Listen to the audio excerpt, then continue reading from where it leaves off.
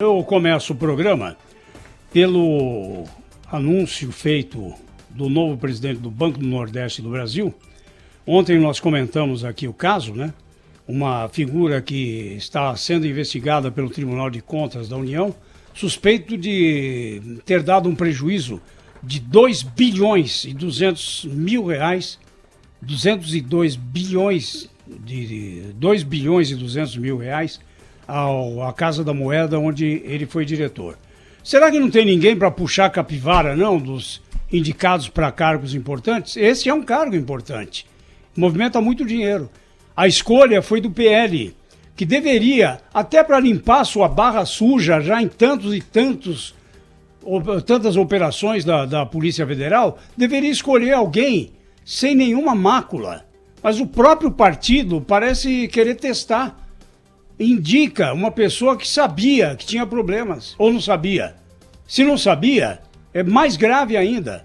E o governo, de sua parte, antes de aceitar esse nome, ontem o general Eduardo Ramos falava sobre isso aqui, que passa por um crivo e tudo mais. Cadê a inteligência nessa hora para alertar, para piscar um amarelo no gabinete do presidente da República? Enfim, esse indicado, Alexandre Borges Cabral, pode hoje ser chamado de Alexandre o Breve, porque um dia depois da sua posse, ele foi destituído e assumiu em seu lugar, interinamente, Antônio Jorge Pontes Guimarães.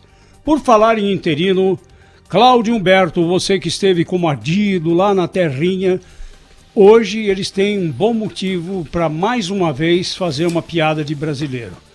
O decreto do presidente efetivou como interino o ministro da Saúde. Bom dia, Thaís.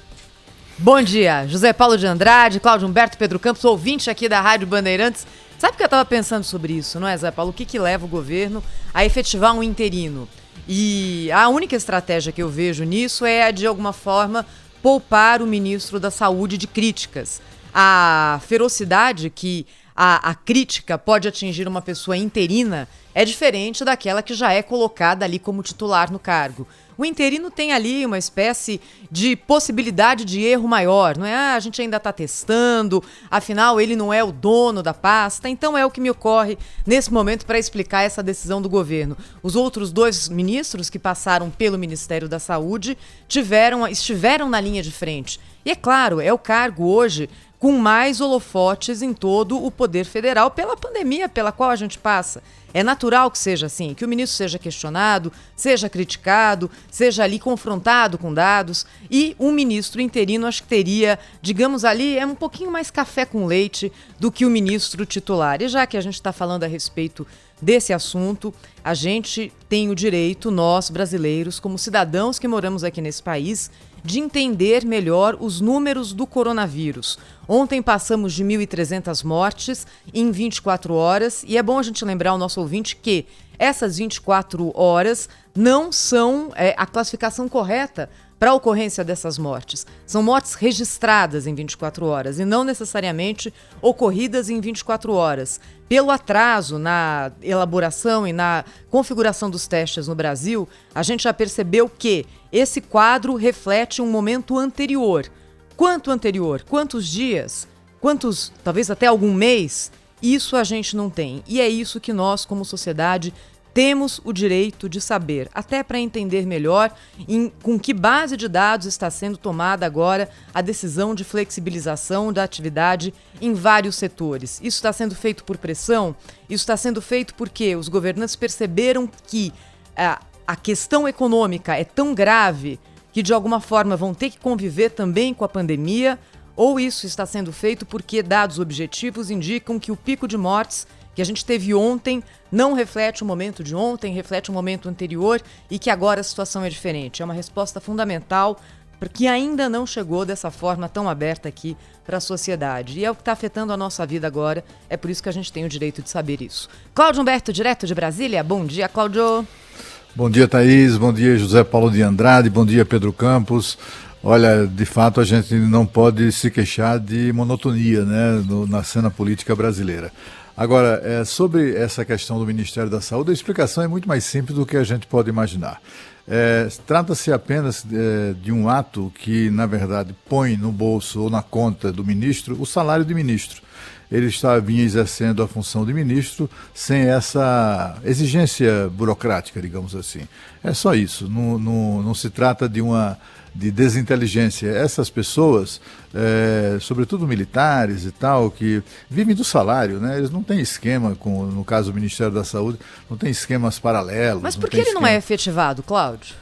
Porque o presidente ainda não decidiu se é ele ou não, se ele vai ficar ou não vai ficar. Enquanto ele não vai ficar, ele precisa ser pago como ministro de Estado. Ele está sendo pago como secretário executivo. É só isso. Para que ele receba como ministro, tinha que ter aquele ato. E aí assinaram o ato lá, o presidente assinou o ato. É uma coisa muito mais burocrática do que a gente supõe. E é assim, essas pessoas vivem só do salário, né? É claro, tem muita gente, sobretudo em governos anteriores, a gente percebia isso, né? Houve denúncias disso, inclusive. O sujeito é convidado para ser ministro, para desempenhar algum cargo público no governo federal, aí tem o salário dele daquele cargo, só que não. Ele recebe, além daquele, um por fora, né? Por fora, que de diversas maneiras, que vão desde fornecedores do governo, agência de propaganda, uma série desses fornecedores que são chamados a complementar, entre aspas, o salário daquela pessoa. Isso acabou, aparentemente não vem sendo feito, e muito menos no meio militar, né? Os militares os milicos não admitem receber de outra forma a não ser o salário que lhe é devido mesmo. É basicamente isso. Agora, Zé Paulo, tem uma grande confusão nessa questão do Banco do Nordeste. Não foi o presidente, o Alexandre, o Breve, né, o presidente que ficou 24 horas no cargo, não foi indicação do partido do Valdemar Costa Neto, viu? É uma confusão essa história, porque é o seguinte, o presidente atual, o presidente que acabou de ser demitido, estava no cargo por indicação de Eunício Oliveira, lembra dele? Que foi senador pelo Ceará e Sumiu, foi presidente. Pois é, ele não se candidatou em 2018, já não se candidatou em 2018 a cargo eletivo, decidiu abandonar a política, mas só que os indicados dele continuaram no governo. Tem gente no governo atual que foi nomeado pela Dilma. É o caso desse ex-presidente do Banco do Nordeste. Pois bem, lá na diretoria do Banco do Nordeste tem um diretor de operações que tinha sido indicado por outras razões, em outros carnavais, em outros governos, porque onde há governo ele é a favor, pelo atual líder do governo Bolsonaro no Senado, que é o senador Fernando Bezerra. Ele indicou esse diretor de operações lá do Banco do Nordeste. O que é que ele fez? Quando ele percebeu que havia uma chance, ele meteu uma cunha ali, como se diz em Portugal, e conseguiu nomear um apadrinhado dele para ser o presidente do banco. O Alexandre o Breve é uma indicação do Fernando Bezerra Coelho, e não do Centrão. Aliás, o Centrão foi bypassado nessa história, né? O partido do Valdemar Costa Neto ficou vendido nessa história. O indicado, o Alexandre o Breve, não é a indicação do Centrão, é a indicação de Fernando Bezerra Coelho, que é um daqueles especialistas mais uma em dele, então, caçar né, cargos. Mais uma, né, do Fernando. Ô, Cláudio, Bezerra. mas ele não é apadrinhado do Roberto Jefferson, esse Alexandre aí, Cabral? Bom, não sei, a informação que eu tenho é que esse Alexandre é apadrinhado do Fernando Bezerra Coelho, foi indicado por ele e por Salim Matar. São as pessoas que emplacaram esse nome e meio assim, olha, atropelando inclusive aquele levantamento sobre o qual que foi relatado aqui ontem pelo ministro-chefe da Secretaria do Governo, o general Ramos, que a vida do sujeito é vasculhada, né, verifica-se, etc. No caso do Alexandre o Breve, isso não foi feito. Uhum. Então, é tudo muito, muito estranho, assim, foi um atropelo mesmo, né? O Fernando Bezerra Coelho atropelou todo mundo para emplacar o indicado dele nesse cargo, mas como a vida pregressa do sujeito, a folha corrida dele é bastante expressiva, né? O nosso Zé Paulo de Andrade acabou de resumi-la. O sujeito é acusado suspeito de diversas irregularidades, inclusive de impor prejuízos bilionários aos cofres públicos. São 8h10. Eu queria falar um pouco sobre as declarações do presidente da República no destaque aqui hoje no Jornal Gente, né, a respeito das manifestações que têm acontecido. O presidente tem chamado de marginais e terroristas esses grupos que estão indo protestar contra o governo, que estão indo protestar contra algumas declarações que são dadas do próprio presidente e também dos seus aliados.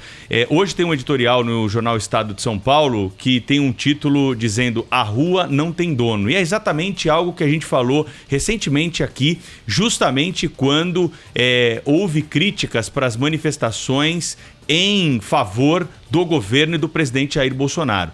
Se uma manifestação vale para um lado, ela vale para o outro. O que não pode é ter manifestação com violência. O que não pode é você ter ataque às autoridades, ataque às instituições, ataque físico, né, a prédios públicos, depredação, destruição do patrimônio público. Isso não está abraçado pelo direito garantido pela Constituição para que todos possam sair às ruas manifestando a ideia que quiserem. Todo mundo tem o direito de pegar uma plaquinha, pegar uma faixa, se reunir, avisar claro, a autoridade pública e sair por aí fazendo uma manifestação, desde que esteja dentro desses limites aqui. O presidente, para mim, ultrapassa um pouco, né?